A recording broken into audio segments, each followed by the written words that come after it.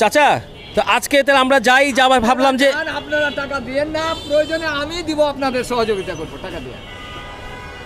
বন্ধুরা আপনাকে শুনলেন, আমি তাকে টাকা দিতে যাচ্ছি, সে আমাকে বলছে যে আপনারা দিয়েন না, লাগলে আমার থেকে নেন। আমার কাছ থেকে নেন আপনারা। আল্লাহ, আমার জনগণ, এত শহরের জনগণ আমাকে তো দিতেই আছে, আপনারা কে দিচ্ছে? আজকের ঘটনাটি একটু রিমার্কেবল ঘটনা।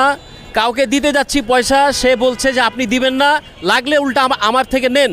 সত্যি চাচা, আপনার থেকে শিক্ষার আছে অনেক কিছু। হ্যাঁ, আমি মন্ত্রী এমপি কোনো কারোর কাছে আমি কোনোদিন জীবনে 1 টাকা চাইলিনি, আর আমি দিলেও তাদেরকে টাকা নিনি।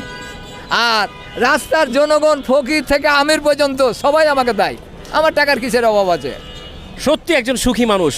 যাকে ভিক্ষা দিতে যাচ্ছি সে নিচ্ছে না, উল্টা সে আমাকে দিতে বলছে। তো বন্ধুরা, এই মজার ঘটনাটি স্মরণে রেখো তোমরা। সিনিয়র যারা আছেন অবশ্যই আপনারা